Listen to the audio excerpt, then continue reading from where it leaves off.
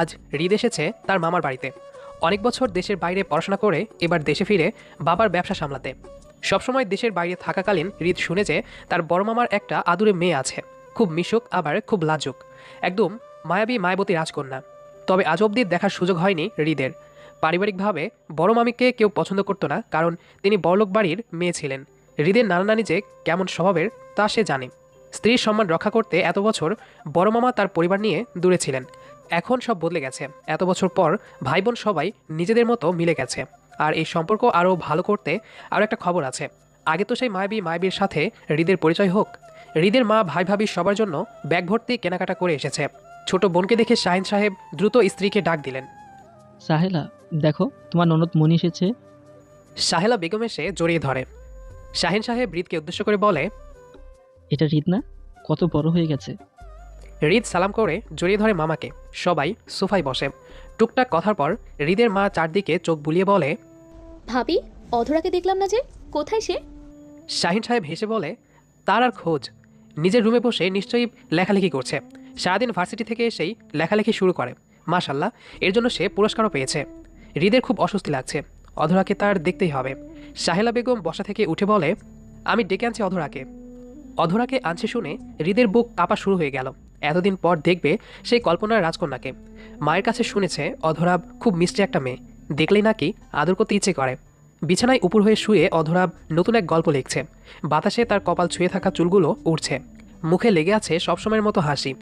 সাহেলা বেগম দরজা ঠেলে ভিতরে ব্যস্ত হয়ে আসেন। অধরা মায়ের এমন আগমনে চমকে বলে, কি হয়েছে মা? ওভাবে আসলে যে? অধরার মা বলে, জানিস কে এসেছে?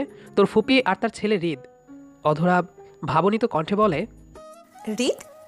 সাহেলা বেগম ব্যস্ত হয়ে বলে, দ্রুত নিচে চল মা, আজ কত বছর পর দেখা। তোর ফুপি তো কখনো দেখেনি তোকে, অনেক সময় ধরে তোকে খুঁজছে। অধরা ডায়েরি রেখে উঠে বসে। সেও শুনেছে ফুপির একটা ছেলে আছে, খুব সুদর্শন আর আর ইনোসেন্ট টাইপ, পরিবারের আদর্শ ছেলেও বলা যায়। চোখে মুখে পানি দিয়ে অধরা মায়ের সাথে বাইরে গেল। হৃদ শরবতের গ্লাসে চুমুক দিতেই চোখ যায় বড় মামির সাথে এগিয়ে আসা খোলা চুলে এক পরীর দিকে। সাদা শাড়ি গায়ে তার, দেখতে অসম্ভব সুন্দর। হৃদের মা অধরাকে দেখেই বলে, মাশাল্লাহ, অধরা তো অনেক বড় হয়ে গেছে। আসসালামু আলাইকুম ফুপি। অধরা সালাম দিয়ে ফুপির পাশে থাকা ছেলেটাকে একবার দেখে নিল। সত্যি অনেক সুদর্শন সে। পুরনো সম্পর্ক জোড়া লাগবে আবার। সবাই খুব খুশি। সাহেলা বেগম অধরাকে উদ্দেশ্য করে বলে, হ্যাঁ রে মা, তুই শাড়ি তো বদলালি না। অধরা হালকা হেসে বলে, ভুলে গেছি মা। হৃদ তাৎক্ষণিক বলে, না থাক না, সুন্দর তো লাগছে। সাহেলা বেগম হেসে বলে, আর বলো না বাবা, আজকে একটা লেখা সাবমিট করতে যাওয়ার কথা ছিল। রেডি হওয়ার পর কল আসে, আজ না কাল করতে পারবে। অধরা কিছু না বলে রুমে চলে আসে শাড়ি বদলে নিতে। শাহিন সাহেব ঘড়িতে তাকিয়ে দেখেন আসরের সময় হয়ে গেছে। হৃদকে হালকা তাড়া দিয়ে বলে, আমি নামাজে যাব, তুমি কি যাবে?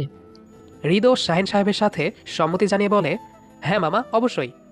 তারপর দুজন নামাজে গেলেন। অধরা চেঞ্জ করে এসে মায়ের সাথে রাতের রান্না এবং সন্ধ্যার নাস্তা বানাতে ব্যস্ত হলো।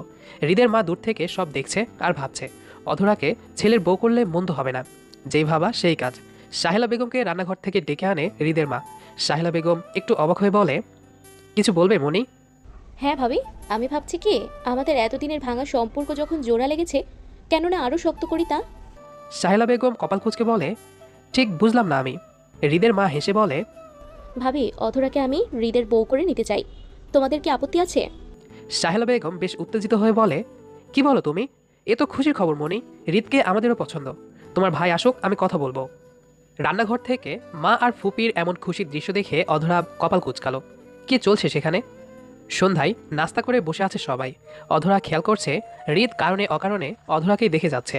অধরা লজ্জায় চোখ নামিয়ে রেখেছে। বুকের ভেতর কেমন যেন করছে অধরার। হৃদের মা শাহিন সাহেবের হাত ধরে বলে, ভাইজান, এখানে সবাই আছে, আমি তোমার কাছে একটা প্রস্তাব দিতে চাই। মায়ের কথায় হৃদের হার্টবিট বেড়ে গেল। কি প্রস্তাব দিবে মা? শাহিন সাহেব হেসে বলে, হ্যাঁ বলো, সমস্যা নেই। ভাইজান, তোমার অধরাকে আমি হৃদের বউ করতে চাই। আমাদের এতদিনের জোড়া লাগার সম্পর্ক আরো শক্ত করতে চাই। অতীতে যা হয়েছে সব ভুলে আবার এক হতে চাই। ভাবিকে কখনো আদর যত্ন করতে পারিনি, কিন্তু কথা দিচ্ছি, অধরার কোনো কিছুর কমতি হবে না। আমাকে ফিরিয়ে দিও না প্লিজ। শাহিন সাহেব বোনের মুখের দিকে তাকিয়ে রইল। অধরা লজ্জায় সোফা থেকে উঠে গেল। হৃদও হালকা কাশি দিয়ে বলে, আমি একটু আসছি। হৃদও উঠে যায়। সাহেলা বেগম বলে, আমার কোনো আপত্তি নেই মনি, বাকিটা তোমার ভাইয়ের ওপর। শাহিন সাহেব বোনের মাথায় হাত রেখে বলে। আমিও রাজি।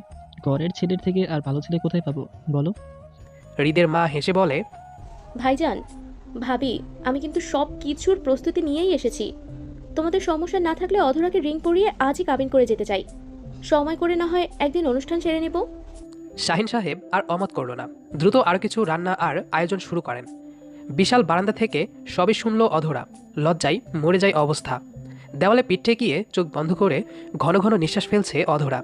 হৃদ বারান্দায় এসে অধরার এমন অস্বস্তি মুখ দেখে মৃদু হেসে সামনে দাঁড়ালো।